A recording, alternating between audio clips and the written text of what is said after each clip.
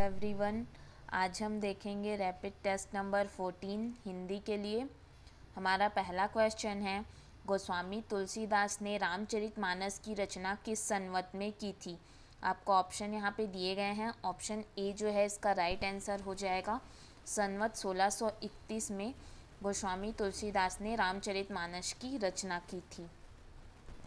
Next देखते हैं, रामचरितमानस में कुल कितने कांड हैं। ऑप्शन दिए गए हैं 15, 10, 7 और ऑप्शन डी है 8। तो ऑप्शन सी जो है इसका राइट आंसर हो जाएगा 7। रामचरितमानस में जो है 7 कांड हैं।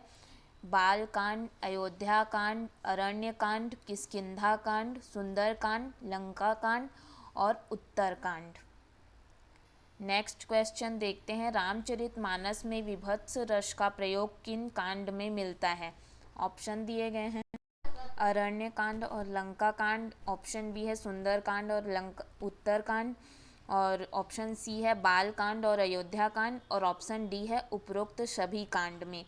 तो ऑप्शन ए जो है इसका राइट आंसर हो जाएगा। रामचरितमानस के अरण्य कांड में करुण तथा विभत्स और लंका कांड में वीर, भयानक तथा विभत्स रस का प्रयोग मिलता है।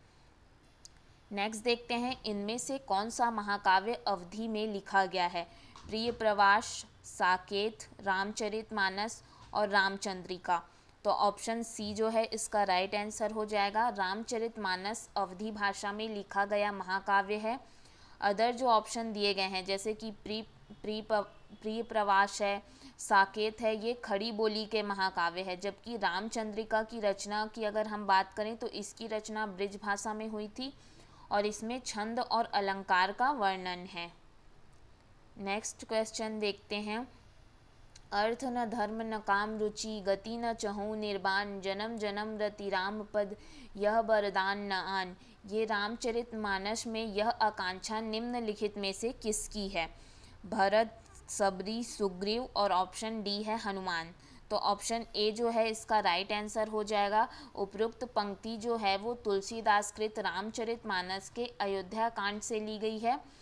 इस पंक्ति के माध्यम से भरत कहते हैं कि मुझे न अर्थ की इच्छा है, न ही धर्म की, न ही काम की, और न ही मैं मोक्ष चाहता हूँ। जन्म जन्म में मेरा जन्म श्री राम जी के चरणों में हो, प्रेम हो, बस यही वरदान मांगता हूँ, दूसरा कुछ भी नहीं। नेक्स्ट क्वेश्चन देखते हैं, अवधी और ब्रिज भाषा दोनों में रचना करने वाले कवि हैं। कौन से कवि हैं ये बताना है। ऑप्शन दिए गए हैं आपको, सूरदास, तुलसीदास, घनानंद और उपरोक्त सभी।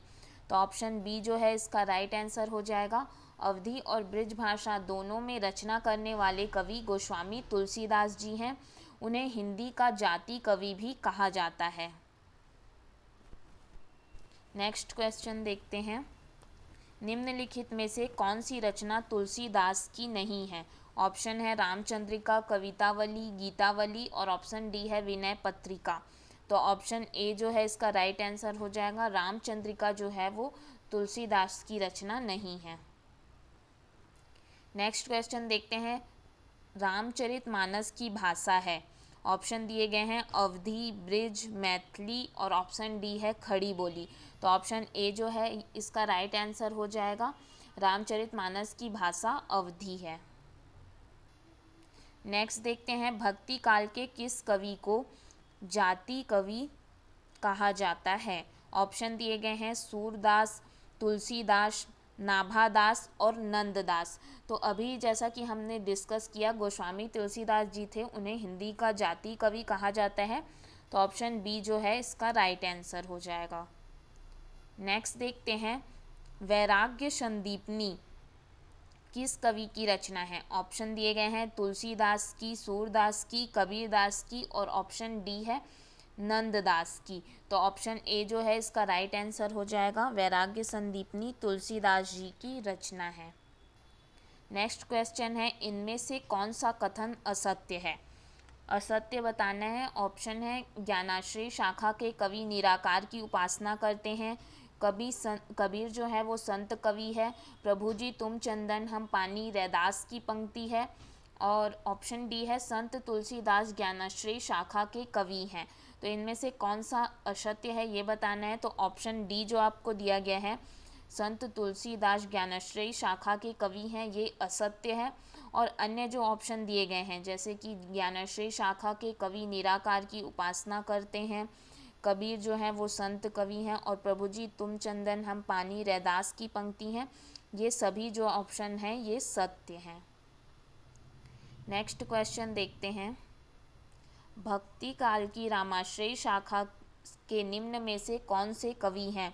ऑप्शन है सूरदास, मीराबाई, जायसी, और ऑप्शन डी है तुलसीदास। तो ऑप्शन डी इसका राइट आंसर हो जाएगा तुलसीदास। नेक्स्ट क्वेश्चन है, निम्नलिखित विकल्पों में से जो राम भक्ति काव्य की विशेषता नहीं है उसे छांटिए। कौन सी राम भक्ति काव्य की विशेषता नहीं है ये बताना है। विष्णु के अवतार रूप में राम का वर्णन, लोक मंगल एवं समन्वय भावना का प्रतिपादन, असत पर सत्वृत्तियों की विजय, और कृष्ण की विविध लीलाओं का गायन। तो ऑप्शन डी जो है वो उसकी विशेषता नहीं है। कृष्ण की विविध लीलाओं का गायन जो है वो राम भक्ति काव्य की विशेषता नहीं है, बल्कि ये जो है कृष्ण भक्ति काव्य की विशेषता है। शेष जो आपको ऑप्शन दिख रहे हैं ये सभी राम भक्ति काव्य की विशेषताएं हैं। नेक्स्ट देखते हैं, तुलसीदास कृत विनय पत्रिका रचित है ब्रिज भाषा में, अवधी भाषा में, खड़ी बोली में और वैदिक संस्कृत में। तो ऑप्शन ए जो है इसका राइट आंसर हो जाएगा। गोस्वामी तुलसीदास द्वारा रचित विनय पत्रिका की रचना ब्रिज भाषा में है। इसमें जो है स्वामी की सेवा में करुणतम शब्द और अपनी दीनता का निवेदन किया गया है। विनय पत्रिका का अर्थ होता है अर्जी प्रस्तुत करना। नेक्स्ट देखते हैं, कृष्ण गीतावली ग्रंथ के रचनाकार कौन हैं? ऑप्शन दिए गए हैं आपको सूरदास, तुलसीदास, नंददास, और ऑप्शन डी है मीराबाई। तो ऑप्शन बी जो है इसका राइट आंसर हो जाएगा। कृष्ण गीतावली गोस्वामी तुलसीदास का ब्रज भाषा में रचित एक अत्यंत मधुर और रसमय गीति काव्य है। इसमें श्री कृष्ण भगवान की बाल्यावस्था और गोपी उद्धव संवाद के प्रसंग को जो है कवित्व शैली में लिखा गया है। इसमें कुल पद की संख्या 61 है। नेक्स्ट क्वेश्चन देखते हैं, इनमें से कौन सा ग्रंथ तुलसी द्वारा रचित नहीं है? किसकी रचना तुलसी ने नहीं की है ये बताना है। ऑप्शन है गीतावली, दोहावली, विनय पत्रिका और रसमंजरी। तो ऑप्शन डी जो है इसका राइट आंसर हो जाएगा। रसमंजरी जो है वो नंददास की रचना है। ये जो है नायिका भेद की पुस्तक है जो भानुदत्त की रसमंजरी के आधार पर रचित है। नेक्स्ट देखते हैं, तुलसीदास जी ने भ्रमर गीत परंपरा के अंतर्गत भ्रमर गीत की रचना की है जो किसमें संकलित है ये बताना है। जानकी मंगल में, कृष्ण गीतावली में और कवितावली में। तो ऑप्शन बी जो है इसका राइट आंसर हो जाएगा। तुलसीदास जी की जो समस्त रचना है उसमें कृष्ण विषयक केवल एक ही रचना है जिसका नाम है कृष्ण गीतावली। जिस प्रकार इनके द्वारा रचित गीतावली में राम संबंधी पद संग्रहित है, उसी प्रकार जो कृष्ण गीतावली है उसमें कृष्ण संबंधित पद है, और जो टोटल पदों की संख्या है वो 61 है।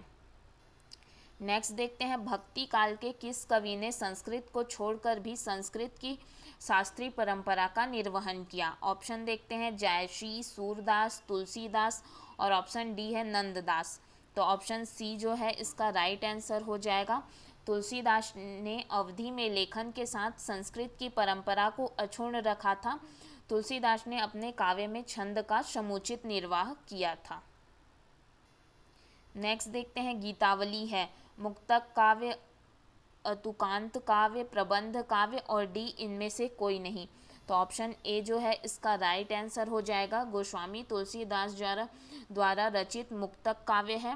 तुलसी जिस प्रकार ब्रिज भाषा और अवधी दोनों भाषाओं पर समान अधिकार रखते थे, उसी प्रकार वो प्रबंध और मुक्तक दोनों की रचना में भी कुशल थे।